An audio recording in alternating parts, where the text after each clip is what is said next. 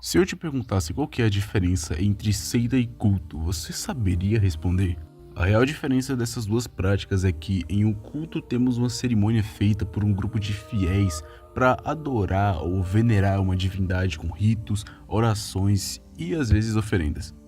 Dentro de uma seita as coisas são diferentes, pois elas são grupos que professam doutrina, ideologia, regime religioso e até político em uma forma divergente da religião em que ela se baseia. Por incrível que pareça, mesmo que diferentes seitas tenham existido em diferentes lugares e tempos, a maioria delas tem algo em comum: a adoração a um líder carismático que se apresenta e se mostra como o salvador desses fiéis. What's wrong is wrong, that's the devil. And I have to admit, doing right in my life and doing wrong in my life. David Koresh, originalmente Vernon Wayne, nasceu em 1959 no Texas, Estados Unidos, em uma família completamente desestruturada. O pai de Koresh tinha só 20 anos e abandonou a família antes mesmo do nascimento do filho. E a mãe era uma adolescente de 14 anos e não conseguiu trazer nenhuma estabilidade para a família. Caso vocês não saibam, até os anos 90 era mais normalizado homens mais velhos se relacionarem com mulheres mais novas, principalmente dentro de contextos religiosos ou em cidades mais pequenas. Enfim, Koresh morou com a avó até os 4 anos de idade e aos 7 voltou a viver com a mãe, que já estava com um homem mais decente e montou uma família melhor, mais estruturada. Koresh cresceu em meio a diferentes problemas, desde dificuldades na escola por conta da dislexia que ele tinha até alguns abusos, tanto psicológicos quanto físicos. O que salvava o garoto era a Bíblia, que era o lugar onde ele ia buscar respostas para um vazio que ele sentia. Essa busca religiosa intensa desde cedo foi o molde para sua identidade futura, que não seria a de um líder religioso sábio, mas a de um completo lunático criminoso que escondia os seus ideais totalmente perturbadores de um homem transtornado com a máscara de um líder carismático. Durante a década de 80, Koresh se aproximou de uma comunidade religiosa em um rancho chamado Monte Carmelo, no Texas, onde ele vivia um grupo dissidente da Igreja Adventista do Sétimo Dia, chamada Ramo Davidiano.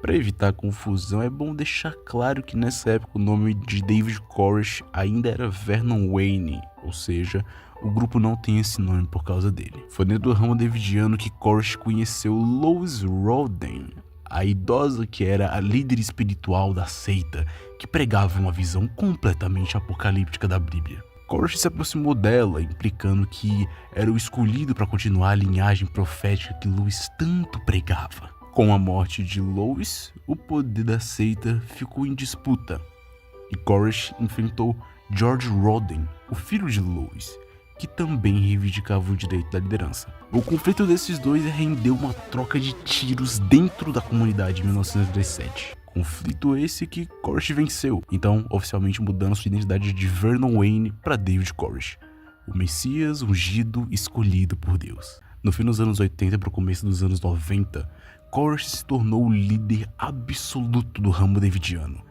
E assim como Lois, a sua pregação era centrada no apocalipse, no fim dos tempos, uma versão totalmente exagerada de como seria o fim do mundo. Ele dizia ser o único capaz de interpretar as profecias que contavam sobre como seria o fim dos tempos. Koresh era um homem sádico, porém o seu carisma extremo conseguia disfarçar suas ideias perturbadas, e a partir daquele momento tudo mudou. Ele que antes pregava que a monogamia era a única forma de se viver, começou a pregar que a poligamia era permitida, mas só para ele. Koresh então passou a ter várias esposas, algumas delas que iam de 12 a 14 anos de idade. Koresh instituiu uma nova ideologia chamada Nova Luz, onde todos os casamentos deviam ser completamente abolidos e ele seria o único homem com direito a ter qualquer tipo de relação, até mesmo com adolescentes,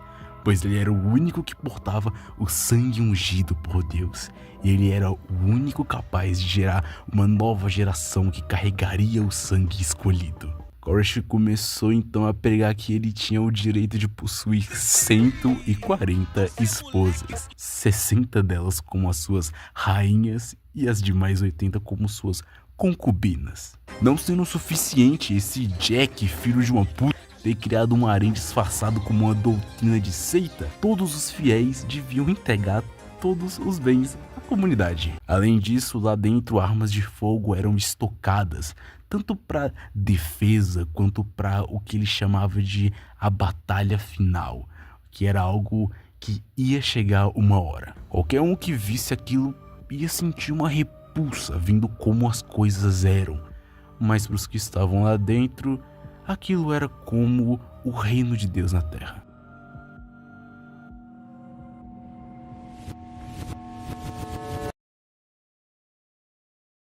No ano de 1993, o aumento das armas chamou a atenção do governo junto à suspeita do abuso infantil.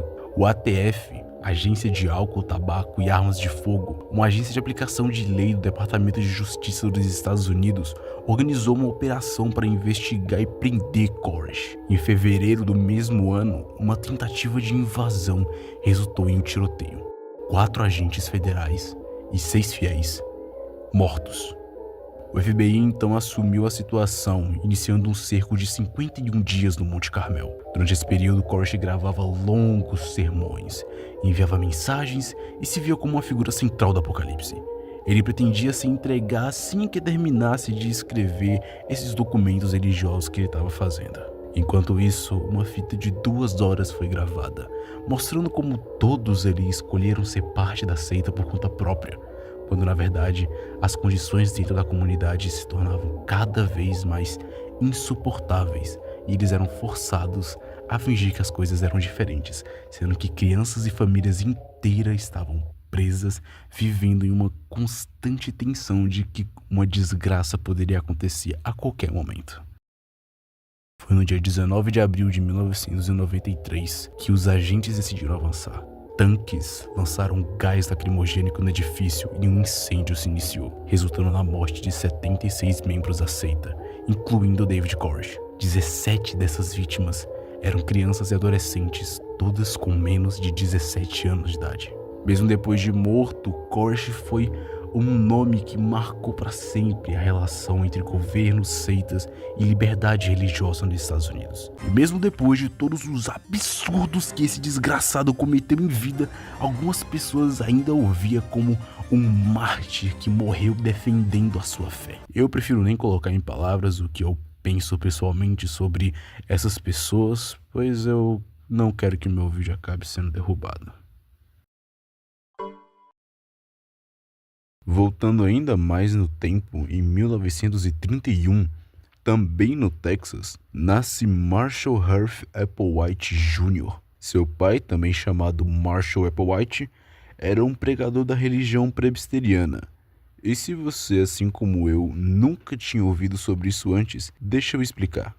A religião presbiteriana é um ramo do protestantismo, com base nos ensinamentos de João Calvino. Essa é uma religião que se baseia na soberania absoluta de Deus, tendo de base só a escrita, colocando a Bíblia como a única autoridade de fé. Essa religião sempre foi muito presente na vida de Marshall, e isso mudou a sua percepção de mundo, de novo. Mas por um tempo ele não seguiu uma carreira religiosa, pois ainda na juventude ele serviu o exército americano, estudou música, chegou a ser professor universitário de música e até tentou carreira como cantor de ópera. Mas como rapadura é sweet, mas não é soft não, esse cara aí passou por muitos problemas internos, pois o Marshall era gay.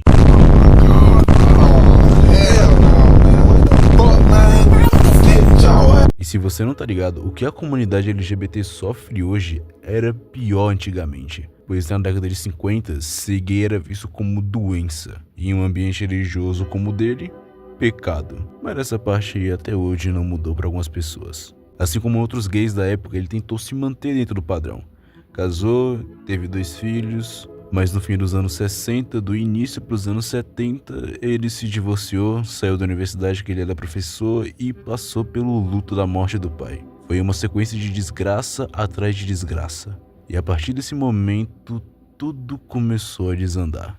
Na década de 70, Marshall conheceu Bonnie Nettles. E como 2 loucos não dão um deles, os 2 acreditavam de verdade que eram mensageiros divinos. Em pouco tempo, Marshall e Bonnie viajaram pelo país para propagarem os seus ideais. Mas acabou que não deu muito certo, eles não converteram ninguém, e em 1975 Marshall pegou 6 meses de cadeia por não devolver o carro que tinha alugado. Esse trambiqueiro safado. E foi nesse tempo, dentro da cadeia, vindo o sol nascer quadrado, que ele desenvolveu a própria teologia. Depois de ser liberto, os dois começaram a realmente juntar fiéis que acreditavam no que eles diziam, pois eles eram mensageiros enviados por uma civilização alienígena de um nível elevado que estavam na Terra para recrutar escolhidos. Com grandes quantias de dinheiro que esses dois receberam com o tempo, eles fundaram o grupo que mais tarde seria conhecido como Heaven's Gate. Que só agora, procurando por umas imagens, eu descobri que tem uma série na HBO sobre isso. A crença central desse grupo era que a Terra passaria por uma reciclagem, uma purificação, e apenas os que seguissem as suas instruções conseguiriam ascender a esse nível acima do humano. O corpo físico para eles era só um veículo descartável. A verdadeira identidade era espiritual e devia ser preparada para a transição. E para alcançar essa transição, era bem simples. Você só tinha que abrir a mão de absolutamente tudo. Família, dinheiro, sexualidade, identidade, tudo era cortado. O grupo vivia isolado com regras absurdamente rigorosas. Cabelos iguais, roupas iguais, sem distinção de gênero ou individualidade, e alguns membros até aceitaram passar de forma voluntária por castrações para reprimir o desejo sexual em nome da pureza. O ano de 1985 marca a morte de Bonnie, mas se ela era uma mensageira enviada dos céus, como que ela simplesmente morreria assim? Marshall viu nesse ocorrido que o corpo físico era só um invólucro e que ela havia apenas seguido para o próximo nível, alterando completamente a verdade do que aconteceu ali, para manter os fiéis ainda acreditando no que os dois pregavam. Mas agora, tudo naquele lugar era só do Marshall. Nos anos 90, Marshall ganhou força ao se aproveitar da popularização dos OVNIs e teorias da conspiração, fazendo o nome Heaven's Gate ganhar muita força. E em 97, o cometa Hale-Bopp era tudo o que ele precisava, pois ele afirmou que uma nave espacial viajava escondida atrás do planeta, e que aquela era a chance dos seus seguidores finalmente abandonarem os corpos terrenos e embarcarem rumo ao próximo nível da existência. No ano de 1997, 39 membros da Heaven's Gate, incluindo Marshall Applewhite, foram encontrados mortos em uma mansão na Califórnia, todos vestidos de forma padronizada, roupas pretas, tênis Nike e um pano roxo cobrindo seus corpos. Todos ali haviam ingerido uma mistura letal de barbitúricos com vodka, acreditando que estavam se desconectando de seus corpos para embarcarem na nave que os levaria para o próximo estágio de evolução. Em meio a toda essa cena, escritas e gravações mostravam os membros da seita felizes por estarem indo para o próximo nível de suas vidas, mostrando como a mente e percepção daquelas pessoas já tinham sido completamente alteradas. O suicídio coletivo foi uma notícia que se espalhou para o mundo inteiro, se tornando mais do que só uma tragédia, mas sim uma das imagens mais icônicas do fanatismo religioso do século XX. Marshall Applewhite Jr. morreu acreditando ser um mensageiro cósmico, deixando para trás só um legado de manipulação, desespero e morte. Até hoje, Heaven's Gate é lembrado como um exemplo de como o carisma, isolamento e promessas de transcendência podem levar qualquer tipo de pessoa a um fim absurdo. Esses dois casos que eu mostrei aqui, mesmo tendo uma pequena diferença de tempo entre seus acontecimentos e líderes que agiam de forma diferentes, deixa visível que certas pessoas conseguem sim manipular outras de forma a que elas se tornem cegas para o que de fato está acontecendo. Os casos do Monte Carmelo e o Heaven's Gate são só 2 exemplos, pois existem muito mais casos pelo mundo inteiro, como os da seita Aum Shinrikyo, liderado por Shoko Asahara, no Japão, da seita Templo do Povo, de Jim Jones, em Jonestown, na Guiana. Existe até mesmo um caso brasileiro bem conhecido até mesmo em outros países, que é o de João de Deus. Esse é bem mais profundo e eu não vou falar sobre ele, talvez em um vídeo futuro. Quem sabe? É isso, meu povo. Se você assistiu até aqui, muito obrigado. Eu espero que você tenha gostado. Se você gostou, dá um like, se inscreve, comente o que você achou do vídeo e até a próxima história.